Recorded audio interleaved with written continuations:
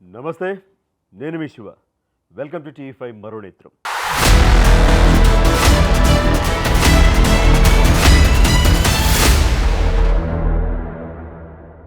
YouTuber భయా సన్నీ యాదవ్ ఎక్కడ?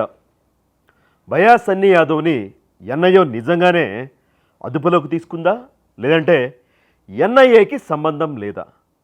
భయా సన్నీ యాదవ్ని తెలంగాణ పోలీసులు ఏమైనా అదుపులోకి తీసుకున్నారా, లేదంటే వాళ్ళకు కూడా సంబంధం లేదా? తెలంగాణ పోలీసులు ఎన్ఐఏ కాకుండా మరొకరు ఎవరైనా సరే భయా సన్నీ యాదవ్ని అదుపులోకి తీసుకున్నారా? ఇప్పుడు రకరకాల ప్రశ్నలు తలెత్తుతూ ఉన్నాయి. ఎందుకంటే ఇప్పటికే 5-6 రోజులు గడిచిపోయింది. భయా సన్నీ యాదవ్ ఎక్కడ ఉన్నాడు, ఎన్ఐఏ అదుపులో ఉన్నాడా లేదా అనేది. ఎన్ఐఏ ఇప్పటిదాకా కూడా ఎలాంటి అధికారిక ప్రకటన చేయలేదు. పలానా వ్యక్తిని, పలానా యూట్యూబర్ని మేము అదుపులోకి తీసుకున్నాం, మా అదుపులోనే ఉన్నాడు, అరెస్ట్ కూడా చేశామని ఇంతవరకు ప్రకటన చేయలేదు. సరే, వేరే ఏదైనా కేసులో తెలంగాణ పోలీసుల అదుపులోకి తీసుకున్నారా అంటే తెలంగాణ పోలీసుల నుంచి కూడా ఇప్పుడు ఎలాంటి ప్రకటన కూడా రాలేదు.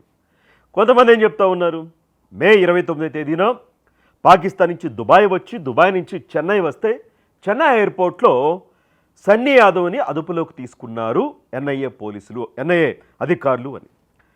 ఇది కాకుండా అసలు 2 వారాలు అయింది ఇండియా వచ్చి, చెన్నైలో ఉంటా ఉన్నాడు. అక్కడ చెర్రీ అనే ఫ్రెండ్ దగ్గర, మరొక యూట్యూబర్ అతని దగ్గర ఉంటా ఉన్నాడు.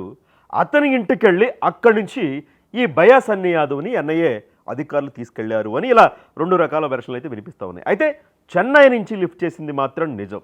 కానీ ఎవరు, ఎన్ఐఏనా కాదా? ఎందుకంటే జ్యోతి మల్హోత్రా అని హర్యానాకు సంబంధించిన యూట్యూబర్, పాకిస్తాన్ గూఢచారి చర్యలు చేసింది కదా, ఆవిడ అదుపులోకి తీసుకున్నప్పుడు ఎన్ఐఏ అధికారికంగా ప్రకటన చేసింది. బట్ ఇప్పటికి 5-6 రోజులు. ఈ రోజున జూన్ 2వ తేదీన 29వ తేదీన అదుపులోకి తీసుకున్నారు. ఇప్పటివరకు ఒక ప్రకటన కూడా రాకపోవడంతో ఈ భయా సన్నీ యాదవ్ తల్లిదండ్రులు ఎవరైతే ఉన్నారో వాళ్ళు ఆందోళన వ్యక్తం చేస్తూ ఉన్నారు. హైకోర్టులో హెబియస్ కార్పస్ పిటిషన్ వేయడానికి కూడా వాళ్ళు యోచిస్తూ ఉన్నారట. వాళ్ళ తండ్రి కూడా రవీందర్ అఫీషియల్గా కొన్ని ఛానల్తో మాట్లాడుతూ మేము ఇలా పిటిషన్ వేయబోతూ ఉన్నాము, మా బాబు ఎక్కడ ఉన్నాడో ఇంతవరకు సమాచారం తెలియలేదు అని. ఇక్కడ ఇంకో వెర్షన్ కూడా వినిపిస్తూ ఉంది. అంటే ఎన్ఐఏ అదుపులో తీసుకుందని అన్ని ఛానళ్ళు ప్రసారం చేసినాయి. మనం కూడా మరో నేత్రంలో ప్రస్తావించాము. అసలు ఎన్ఐఏ అదుపులోకి తీసుకుందా, తీసుకుంటే ఎందుకు తీసుకుంది, ఎలాంటి పరిస్థితుల్లో ఎన్ఐఏ కన్ను సన్నీ యాదవ్ పైన పడింది, అతను పాకిస్తాన్ టూర్ ఏంటి, అతను కలిసిన వ్యక్తులేంటి, ఇవన్నీ కూడా మనం కూడా మరో నేత్రంలో ప్రస్తావించడం జరిగింది. తాజాగా ఏంటంటే జ్యోతి మల్హోత్రాని తీసుకొచ్చి, అలాగే సన్నీ యాదవ్ని తీసుకొచ్చి ఒకే ప్రాంతంలో రహస్యంగా విచారిస్తూ ఉన్నారు. జ్యోతి మల్హోత్రాకి సన్నీ యాదవ్కి గల సంబంధాలని ఇవన్నీ కూడా ప్రశ్నలు సంధిస్తూ ఉన్నారు. జ్యోతి మల్హోత్రా సహాయం ఏమైనా తీసుకున్నాడా పాకిస్తాన్ వెళ్ళడానికి భయా సన్నీ యాదవ్? అలాగే ఎలాంటి సహాయం? అక్కడ 2 నెలల పాటు ఉన్నాడు. ఫిబ్రవరి, మార్చి కూడా. పహల్గామ్ దాడి ఏప్రిల్ 22వ తేదీన జరిగితే 10వ తేదీన పాకిస్తాన్ నుంచి వచ్చాడట భయా సన్నీ యాదవ్ దుబాయ్కి. సో ఈ 2 నెలల పాటు అక్కడ ఎవరితో సంప్రదింపులు జరిపాడు, ఎవరు ఇతనికి సహాయం చేశారు పాకిస్తాన్ వెళ్ళడానికి? 4 సార్లు ఇతను పాకిస్తాన్ వెళ్ళాడని చెప్తా ఉన్నారు. 4 సార్లు వెళితే అదంతా కూడా హైడ్ చేసి రహస్యంగా దాచి, ఇదిగో నేను మొదటిసారి వచ్చాను, మొదటిసారి పాకిస్తాన్ వచ్చిన బైక్ రైడర్ని నేనే అని చెప్పేసి వీడియోలు కూడా అతను పెట్టాడు. సో దీంతో అనుమానాలు బలపడ్డాయి. అందుకని ఇద్దరిని కలిపి విచారిస్తూ ఉన్నారు అనేది ఈరోజు జరిగిన వెర్షన్. అయితే తాజాగా వినపడుతున్న అంశం ఏంటంటే భయా సన్నీ యాదవ్ పైన మార్చిలో తెలంగాణ పోలీసులు కేసు నమోదు చేశారు. బెట్టింగ్ యాప్లను ప్రమోట్ చేశారు అని చెప్పేసి. సో దానికి సంబంధించి లుక్అవుట్ నోటీసులు కూడా జారీ చేశారు తెలంగాణ పోలీసులు. అప్పటికే విదేశాల్లో ఉన్నాడు భయా సన్నీ యాదవ్. సో ఎప్పుడు ఇండియా వచ్చినా సరే ఖచ్చితంగా అదుపులో తీసుకునేలాగా ఎయిర్పోర్ట్లు ఇదన్నీ కూడా అప్రమత్తం చేశారు. కాకపోతే భయా సన్నీ యాదవ్ తల్లిదండ్రులు కోర్టును ఆశ్రయించారు. ఈ బెట్టింగ్ యాప్లకు సంబంధించిన కేసులో అరెస్టు కాకుండా నోటీసులు ఇచ్చి విచారించండి అని కోర్టు ఆదేశాలు జారీ చేసినట్లు తెలుస్తూ ఉంది. సో బెట్టింగ్ యాప్లకు సంబంధించి అరెస్ట్ చేసే అవకాశం ప్రస్తుతానికైతే లేదు. ఎందుకంటే హైకోర్టు విచారించమంది కాబట్టి నోటీసులు ఇచ్చి. మరి ఏ విషయంలో? ఒక 2-3 సంవత్సరాల క్రితం భయా సన్నీ యాదవ్ కుటుంబంలో ఒక గొడవ జరిగింది, వివాదం జరిగింది. మరి బాబాయిలా పినులా ఎవరో సంథింగ్ బంధువులతో ఆస్తి వివాదాలకు సంబంధించి, స్థల వివాదాలకు సంబంధించి ఒక వివాదం జరిగితే ఇరు వర్గాలు కూడా, ఇటు భయా సన్నీ యాదవ్ వర్గం, అటువైపు వర్గం వాళ్ళ బంధువులంతా కూడా గొడవ పడ్డారు, దాడులు కూడా చేసుకున్నారు, తలకాయలు కూడా వాలగొట్టేశారు. అప్పట్లో పెద్ద కేసు కూడా అయింది.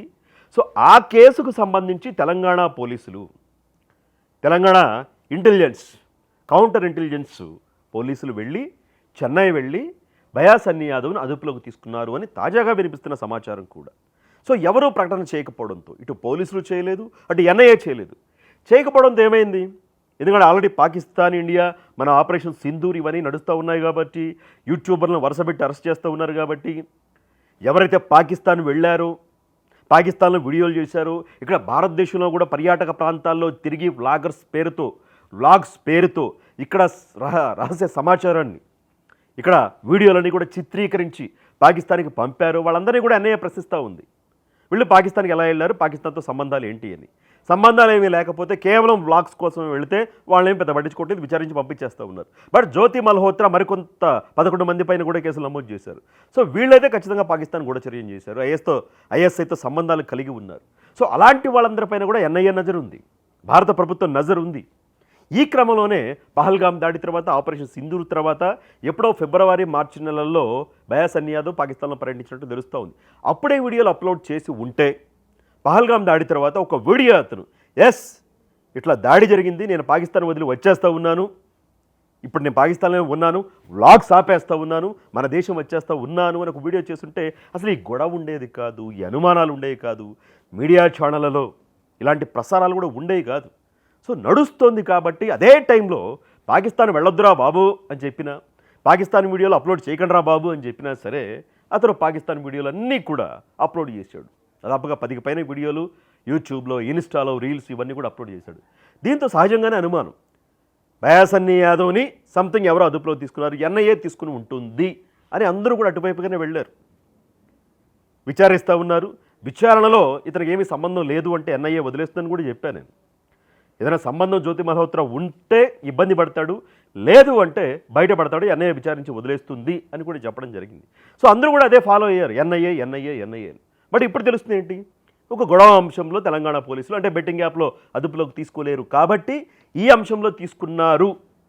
బహుశా ఒక 24 గంటల్లో, మరొక 24 గంటల్లో వదిలిపెట్టే అవకాశం ఉందో, లేదంటే అరెస్ట్ ఏమైనా విషయంలో చూపించే అవకాశం ఏదైనా ఉంటుంది అనేది వేచి అయితే చూడాలి. ఏది ఏమైనప్పటికీ కూడా భయా సన్నీ యాదవ్ బయటకు వచ్చి అతను చెప్పేదాకా కొంచెం వీటికి ఎన్ఐఏనా, తెలంగాణ పోలీసులా, బెట్టింగ్ యాప్సా, కొంత వీటికి ఒక బ్రేక్ అయితే వేయాల్సిన అవసరం కనిపిస్తూ ఉంది.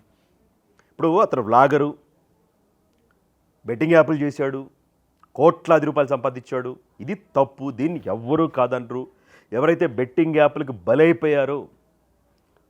బలైపోయారు, ఆత్మహత్యలు చేసుకున్నారో, లక్షల్లో అప్పుల్లో కురిగిపోయి బెట్టింగ్లు వేసి చాలామంది చనిపోయారు, ఇప్పటికీ కూడా చనిపోతూనే ఉన్నారు.